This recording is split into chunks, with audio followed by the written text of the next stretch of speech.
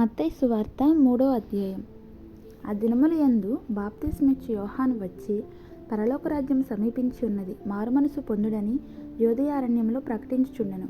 ప్రభువు మార్గము సిద్ధపరచుడి, ఆయన త్రోవలు సరళము చేయుడని అరణ్యంలో కేకవేయునొకని శబ్దము అని ప్రవక్త అయిన యెషయా ద్వారా చెప్పబడిన వాడితడే.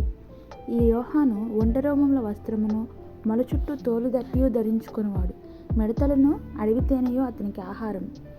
ఆ సమయమున యెరూషలేము వారును యూదయ వారందరును యొర్దాను నదీ ప్రాంతముల వారందరును అతని యొద్దకు వచ్చి తమ పాపములు ఒప్పుకొనుచు యొర్దాను నదిలో అతని చేత బాప్తిస్మం పొందుచుండిరి. అతడు పరిసయ్యులలోను సద్దూకయ్యులలోను అనేకులు బాప్తిస్మం పొందవచ్చుట చూచి, సర్పసంతానమా, రాబో ఉగ్రతను తప్పించుకొనుటకు మీకు బుద్ధి చెప్పిన వాడెవడు? మారు మనసునకు తగిన ఫలము ఫలించుడి. అబ్రహాము మాకు తండ్రి అని మీలో మీరు చెప్పుకొని తలంచవద్దు. దేవుడు ఈ రాళ్ల వలన అబ్రహామునకు పిల్లలను పుట్టింపగలడని మీతో చెప్పుచున్నాను. ఇప్పుడే గొడ్డలి చెట్ల వేరున ఉంచబడి ఉన్నది గనుక మంచి ఫలము ఫలింపని ప్రతి చెట్టును నరకబడి అగ్నిలో వేయబడును. మారు మనసు నిమిత్తము నేను నీళ్లలో లేక నీళ్లతో మీకు బాప్తిస్మిచ్చుచున్నాను. అయితే నా వెనక వచ్చుచున్నవాడు నాకంటే శక్తిమంతుడు. ఆయన చెప్పుడు మోయుటకైనను నేను పాత్రుడను కాను. ఆయన పరిశుద్ధాత్మలోనూ లేక పరిశుద్ధాత్మతోనూ అగ్నితోనూ మీకు బాప్తిస్మిచ్చును.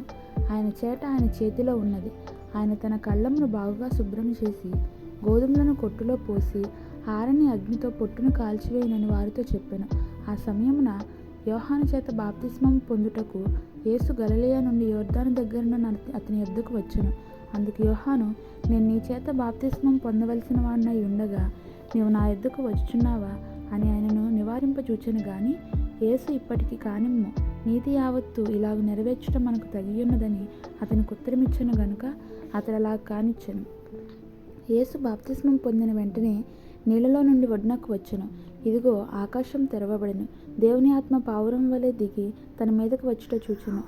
మరియు ఇదిగో ఈయనే నా ప్రియకుమారుడు, ఈయన యందు నేను ఆనందించుచున్నానని ఒక శబ్దం ఆకాశము నుండి వచ్చెను. మరిన్ని వీడియోస్ కోసం మన ఛానల్ సబ్స్క్రైబ్ చేసుకోండి.